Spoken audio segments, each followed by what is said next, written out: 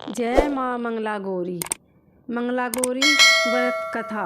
शुभ मुहूर्त और गौरी के मंत्र। मंगला गौरी व्रत की पूजा विधि। श्रावण मास के मंगलवार के दिन ब्रह्म मुहूर्त में जल्दी उठें। नित्य कर्म से निर्वित होकर साफ सुथरे धुले हुए अथवा नए वस्त्र धारण कर व्रत करें। माँ मंगला गौरी माता पार्वती जी का एक चित्र अथवा प्रतिमा लें।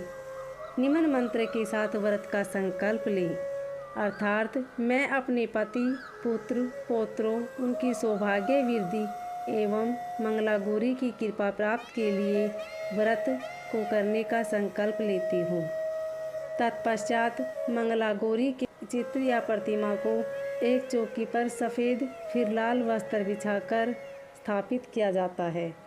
प्रतिमा के सामने एक घी का दीपक आटे से बनाया हुआ जलाएं।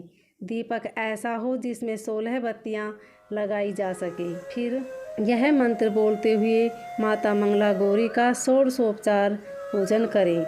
माता के पूजन के पश्चात उनको सभी वस्तुएं 16 की संख्या में होनी चाहिए। 16 मालाएं, लौंग, सुपारी, इलायची, फल, पान, लड्डू, सुहाग की सामग्री, 16 चूड़ियाँ तथा मिठाई अर्पण करें।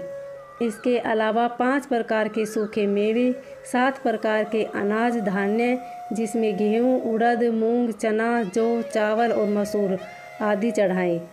पूजन के बाद मंगला गौरी की कथा सुननी चाहिए। इस व्रत में एक ही समय अन्न ग्रहण करके पूरे दिन माँ पार्वती की आराधना की जाती है।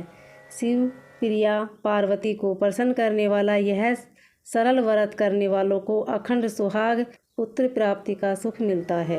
भगवती गौरी का ध्यान मंत्र। श्री मंगले गौरी विवाह बाधाय नाशाय स्वाहा। माँ मंगला गौरी की कथा। पौराणिक कथा के अनुसार एक समय की बात है, एक शहर में धर्मपाल नाम का एक व्यापारी रहता था। उसकी पत्नी काफ़ी खूबसूरत थी और उसके पास काफ़ी संपत्ति थी, लेकिन उनके कोई संतान नहीं होने के कारण वे काफ़ी दुखी रहा करते थे। ईश्वर की कृपा से उनको एक पुत्र की प्राप्ति हुई, लेकिन वह अल्पायु था। उसे यह श्राप मिला था कि 16 वर्ष की उम्र में सांप के काटने से उसकी मौत हो जाएगी। संयोग से उसकी शादी 16 वर्ष से पहले ही एक युवती से हुई, जिसकी माता मंगला गौरी का व्रत किया करती थी। परिणाम स्वरूप उसने अपनी पुत्री के लिए एक ऐसे सुखी जीवन का आशीर्वाद प्राप्त किया था जिसके कारण वह कभी विधवा नहीं हो सकती थी।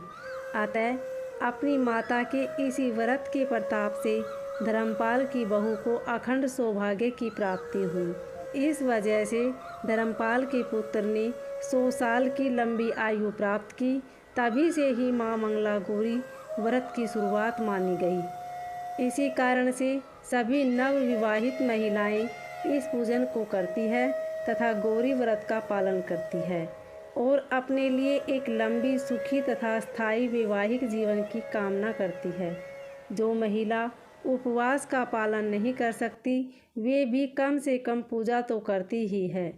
इस कथा को सुनने के बाद विवाहित महिला अपनी सास तथा ननद को 16 लड्डू देती है। इसके बाद वे यही प्रसाद ब्राह्मण को भी देती है। इसी विधि को पूरा करने के बाद व्रती 16 बाती वाले दिए से देवी की आरती करती है।